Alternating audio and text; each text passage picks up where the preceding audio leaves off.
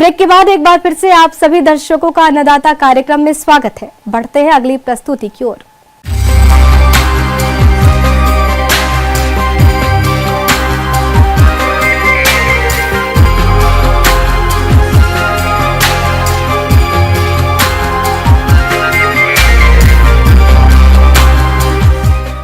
अपने राज्य के कई जिलों में दीमक कीट का प्रकोप बढ़ता दिखाई दे रहा है। यह कीट फसल को चट कर जाता है। कई बार तो किसानों को फसल में लगाई गई लागत भी निकालना मुश्किल हो जाता है। तो किसान भाइयों, इस गंभीर समस्या को देखते हुए जरूरी हो जाता है कि आप समय रहते दीमक कीट के नियंत्रण के लिए जरूरी उपायों को अपनाकर अपनी फसलों को बचाएं। तो किस प्रकार से करें दीमक कीट की पहचान और नियंत्रण, इस बारे में बता रहे हैं डॉक्टर प्रकाश चंद यादव।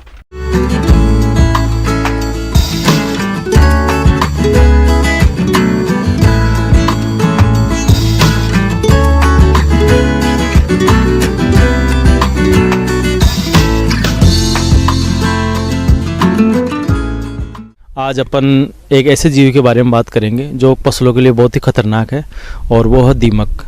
और ये बहुत ही खतरनाक कीड़ा है। ये ज़मीन में हर जगह पाया जाता है और इसका प्रमुख भोजन है सेलुलोज। सेलुलोज इनको पुरानी लकड़ियाँ या अपने क्रॉप के जो फसल काटने के बाद में जो अवशेष और डंठल पड़ते हैं उनसे इनको अच्छी तरह से सेलुलोज मिल पाता है। इसलिए ये जहाँ भी पुरानी क्रॉप के जो अवशेष बचे हुए हैं वहाँ ये अपना आक्रमण और अटैक ज़्यादा करती है और किसान भाइयों को काफ़ी नुकसान होता है। दीमक पॉलीफेगस कीट होता है। यह सभी फसलों को बर्बाद करता है। भारत में फसलों को तकरीबन 45% से ज्यादा नुकसान दीमक से होता है। वैज्ञानिकों के अनुसार दीमक कई प्रकार की होती है। दीमक भूमि के अंदर बीजों, अंकुरित पौधों को चट कर जाती है। कीट जमीन में सुरंग बनाकर पौधों की जड़ों को भी खाते हैं। प्रकोप अधिक होने पर ये तने को भी खाते हैं। पहचान की बात करें तो दीमक कीट का वैक्स मोटा होता है जो घूसर भूरे रंग का होता है और इस कीट की सुड़ियां मिट्टी की बनी दरारों अथवा गिरी हुई पत्तियों के नीचे छिपी रहती है। ये रात के समय निकलकर पौधों की पत्तियों या मुलायम तनों को काट कर गिरा देती है। दीमक आलू, टमाटर, मिर्च, बैगन, फूलगोभी, पत्ता गोभी, सरसों, राई, मूली, गेहूं आदि फसलों को सबसे ज्यादा नुकसान पहुंचाता है। दीमक एक सामाजिक प्राणी है, तो सबसे ज्यादा फसलों को नुकसान पहुंचाते हैं वो श्रमिक दीमक है। और इनकी जो सबसे ज़्यादा इनकी ही मतलब जनसंख्या इनकी सबसे ज़्यादा होती है कॉलोनी में। दीमक अपना जो कॉलोनी है वो काफ़ी ज़मीन के काफ़ी नीचे अपना घर बना के रहती है। जो रानी जो दीमक होती है वो पर डे 2000 अंडे दे सकती है। तो आप इससे अंदाज़ा लगा सकते हैं कि ये कम से कम 3 से 5 साल तक इसका जीवन काल है रानी का, जो रेगुलर अंडे देती है। तो इस हिसाब से अंदाज़ लगाएंगे तो काफ़ी अंडे ये ज़मीन में दे देती है। इसी प्रकार अपने यहाँ दीमक की बहुत बड़ी समस्या है। दीमक जहाँ सूखा एरिया है वहाँ ज़्यादा दीमक रहती है और जहाँ पानी ज़्यादा है वहाँ थोड़ा दीमक का प्रकोप कम होता है। दीमक के कंट्रोल के करने की बात करें तो दीमक के कंट्रोल करने में 3-4 तरीके प्रमुख है, जिसमें अपने देसी तरीके, जिन किसान भाइयों के पास ज़्यादा पैसा खर्च करने के लिए नहीं है या अपना पैसा बचाना चाहते हैं तो वो ऐसा करे कि अपने आसपास नीलगिरी का पौधा, जिसको सफ़ेदा बोलते हैं, यूकेलिप्टस, उसके पौधे की 2-2 फीट की लकड़ियाँ काट के और 1 हेक्टेयर में 30 से 40 लकड़ियाँ अगर अलग अलग जगह रोप देंगे तो वहाँ जितनी भी दीमक होगी वो पूरी आकर्षित होके उन जो रोपे हुए डंठल है उनमें आके एकत्रित हो जाएगी और किसान भाई उसको तीसरे या चौथे दिन उखाड़ के फेंक दें या जला दें तो दीमक कंट्रोल हो सकती है। इसके साथ साथ एक देसी तरीका ये है, जो मेज के जो भुट्टे हैं, दाने निकालने के बाद में जो भुट्टे बचते हैं उनको एकत्रित करके खेत में 10 या 15 जगह आप अगर छोटी छोटी ढेरी बना देंगे तो वो दीमक को आकर्षित कर लेगी और ज़मीन में जितनी भी आपकी दीमक रहेगी ऊपर आ जाएगी और उन भुट्टों पे चढ़ जाएगी। तो ये एक देसी तरीका है दीमक कंट्रोल करने का। दीमक की रोकथाम। दीमक से बचाव के लिए गर्मियों में खेत की अच्छी गहरी जुताई करें। खेत को खरपतवारों से मुक्त रखें। खेत में कभी भी कच्ची गोबर नहीं डालनी चाहिए। कच्ची गोबर दीमक का प्रिय भोजन होता है। बीजों को बेब्रिया बेसियान फफूंद नाशक से उपचारित किया जाना चाहिए। 1 किलो बीज में 20 ग्राम बेब्रिया बेसियान फफूंद नाशक से उपचारित करके बोनी चाहिए। 2 किलोग्राम सूखी नीम की बीज को कूटकर बुआई से पहले 1 एकड़ खेत में डालना चाहिए। नीम के 30 किलोग्राम प्रति एकड़ में बुआई से पहले खेत में डालने से इससे प्रकोप कम होता है। 1 किलोग्राम बेब्रियान बेसियान फफूंद नाशक और 25 किलोग्राम गोबर की सड़े खाद में मिलाकर बुआई से पहले खेत में डालें। 1 किलोग्राम प्रति एकड़ बेवरियान बेसियान फफूंदनाशक को आवश्यकता अनुसार पानी में घोलकर मटके में भरकर निचले हिस्से में छिद्र करके सिंचाई के समय देना चाहिए। इसके साथ ही सिंचाई जल के साथ भी दवा को मिलाकर सिंचाई करने से कीट का प्रभावी नियंत्रण कर सकते हैं। अगर दीमक का प्रकोप ज़्यादा है तो सबसे पहले दीमक के ये है कि आप जो भी फसल लगाओ, पहले तो खेत तैयार करते समय यह ध्यान रखिए कि पुरानी खेत के डंठल अवशेष खेत में नहीं रहे। फिर बीजोपचार करने के लिए पेप्रोनिल 5% SC या फिर इमिडाक्लोरपिड इन या क्लोरोपोरिपोस, बहुत सारी दवाएं जो दीमक के लिए काफ़ी कारगर सिद्ध है, उन दवाओं से बीज उपचार करने के बाद में ही आप फसल में लगाएं। इसके साथ साथ आप रेगुलर सिंचाई करते रहे। फिर भी अगर आपकी दीमक की समस्या बनी हुई है तो इसमें आपको सिंचाई के पानी के साथ क्लोरोपोरिपोस 20 EC, 50 EC, अगर 20 EC ले रहे हो तो आप 2 लीटर प्रति हेक्टेयर के हिसाब से क्लोरोपोरिपोस दीमक कंट्रोल के लिए पर्याप्त है। इसी के साथ 50% वाले ले रहे हो तो 1 से 1.5 लीटर दवाई प्रति हेक्टेयर पर्याप्त है। तो किसान भाइयों, दीमक का प्रकोप हमेशा अपने आप बना रहता है, तो सबसे महत्वपूर्ण जानकारी।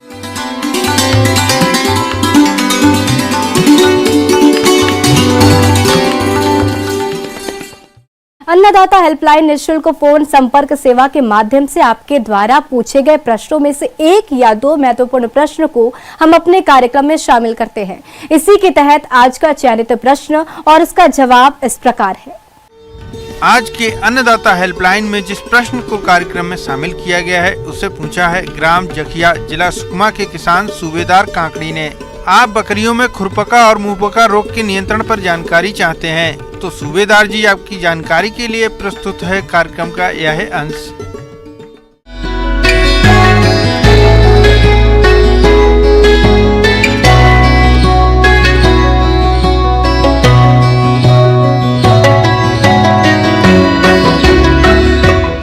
मैं आज आपको बकरियों में होने वाली खुरपका मुंहपका बीमारी के संबंध में कुछ जानकारियां दूंगा। यह रोग बकरियों में एक बहुत ही छोटे आँख से ना दिख पाने वाले कीड़े द्वारा होता है, जिसे विषाणु या वायरस कहते हैं। मुंहपका खुरपका रोग किसी भी उम्र की बकरियों, उनके बच्चों में हो सकता है। इसके लिए कोई भी मौसम निश्चित नहीं है। कहने का मतलब यह है कि ये रोग कभी भी बकरियों में हो सकता है। बकरियों में ये बीमारी के लक्षण सबसे पहले बुखार के आते हैं। इसके बाद बकरियों को देखा चलने में उसको परेशानी होने लगती है। मुंह में छाले बनने लगते, पैरों में भी छाले बनने लगते हैं।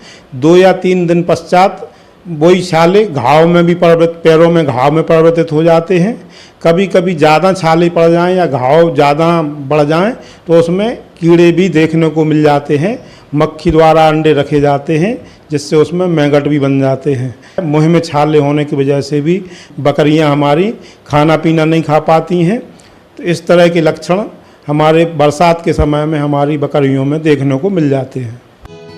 ये रोग बीमार बकरियों के सीधे संपर्क में आने, पानी, घास, दाना, बर्तन, दूध निकालने वाले व्यक्ति के हाथों से, हवा से तथा लोगों के आवागमन से फैलता है। रोग के विषाणु रोगी बकरी की लार, मुंह, खूर, थनों में पड़े फफोले में बहुत अधिक संख्या में पाए जाते हैं। ये खुले में घास, चारा तथा फर्श पर 4 महीनों तक जीवित रह सकते हैं। ये विषाणु जीभ, मुंह, आंत, खुरों के बीच की जगह, थनों तथा घाव आदि के द्वारा स्वस्थ बकरियों के रक्त में फैलते हैं और 5 दिनों के अंदर इस बीमारी के लक्षण दिखाई देने लगते हैं।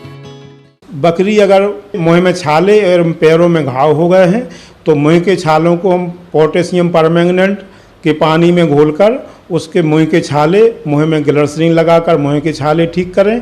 पैरों को पोटेशियम परमैंगनेट से धोकर, और आजकल जो मार्केट में स्प्रे बहुत सारी कंपनियों के स्प्रे आने लगे, उसका स्प्रे करें।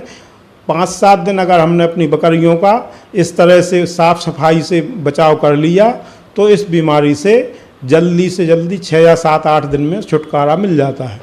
अगर कभी कभी ऐसा भी देखा गया है कि हमारी बकरियों के पैरों में घाव में कीड़े भी बन जाते हैं, तो कीड़ों का उपचार हम तारपीन का तेल लेकर रुई में उसका फुआ लेके भर के बांध दें और उसको 2 दिन तक बंधा रहने दें। उसको 1 दिन छोड़कर उसकी ड्रेसिंग करें। कीड़े ख़त्म हो जाने पर जो भी स्प्रे बाज़ार में उपलब्ध हैं उनसे उनका स्प्रे करें। 3 या 4 या 5 दिन ऐसी साफ सफाई की व्यवस्था कर लें तो इस बीमारी से पूरी तरह से निपटा जा सकता है। इस दौरान बकरियों को मुलायम एवं सुपाच्य दाना और चारा दिया जाना चाहिए, लेकिन पशुपालक भाई ये ध्यान रखें, रोगी बकरियों का उपचार करने से पहले पशु चिकित्सक से परामर्श अवश्य कर लें। किसान भाइयों, इस तरह के लक्षण अगर हमारी बकरियों में देखने को मिलते हैं तो इस बीमारी से बचाव का सबसे बढ़िया तरीका है कि इसका टीकाकरण अपन समय से पहले करा लें। साल में 2 बार टीकाकरण होता है। अगर हम समय से पहले इस बीमारी का टीकाकरण करवा लें तो इस बीमारी से हमारे बकरियों का बचाव किया जा सकता है।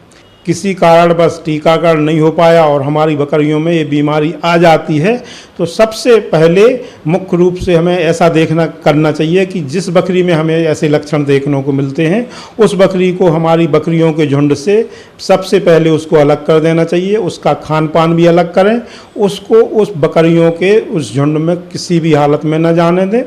हमारी अन्य बकरियों को भी कुछ दिनों के लिए बाहर ना निकलने दें, जंगल में ना जाने दें, जलाशयों में पानी पीने ना जाने दें, क्योंकि जो बकरी हमारी इफेक्टेड हुई है हो सकता हमारी और बकरियों में भी इस बीमारी के लक्षण आ चुके हों जो बाहर से भली प्रदर्शित नहीं हो रहे हैं। इसके अलावा भी हमें अपने पशुओं की सुरक्षा एवं रखरखाव हेतु कुछ और उपाय भी अपनाना लेना चाहिए। अपने बकरी शेड को डेली फिनाइल के पानी से ज़रूर धोएं। जहाँ से बकरी हमारी शेड में प्रवेश करती हैं, शेड के गेट के बाहर पोटेशियम परमैंगनेट के पानी का घोल हम वहाँ पे कुछ ऐसी व्यवस्था करें जब बाहर से आएँ तो उसी में से उनके पैरों में से पानी लगता हुआ जाए ताकि उनके पैर एंटीसेप्टिक हो जाएं और किसी तरह के इन्फेक्शन से वो बची रहें। इस रोग का फैलाव स्वस्थ बकरियों में नहीं हो, इसके लिए प्रभावित बकरी के मुंह से गिरने वाली लार एवं पैर के घाव के संपर्क में आने वाले वस्तुओं, पुआल, भूसा, घास आदि को जला देना चाहिए या जमीन में गड्ढा खोदकर चूना डालकर दबा देना चाहिए। किसान भाइयों, अन्नदाता आपकी सेवा के लिए संकल्परत है। कृषि संबंधित समस्या और सुझावों के लिए आप हमें इस पते पर संपर्क भी कर सकते हैं। प्रोड्यूसर अन्नदाता, news 18 Madhya Pradesh, Chhattisgarh, Ramoji film city, Hyderabad 501512। साथ ही आप हमें ईमेल भी कर सकते हैं। हमारा ईमेल है p18annadatamp@nw18.com। इसके अतिरिक्त आप हमें निःशुल्क हेल्पलाइन नंबर 1800889216 पर सोमवार से शनिवार सुबह 10 से शाम 4 बजे के बीच संपर्क कर सकते हैं। किसान भाइयों, अब समय हो रहा है आपसे विदा लेने का, तो हमारी अन्नदाता टीम को दीजिए इजाजत। कल फिर आपसे होगी मुलाकात कृषि संबंधित कुछ और महत्वपूर्ण जानकारियों के साथ। नमस्कार।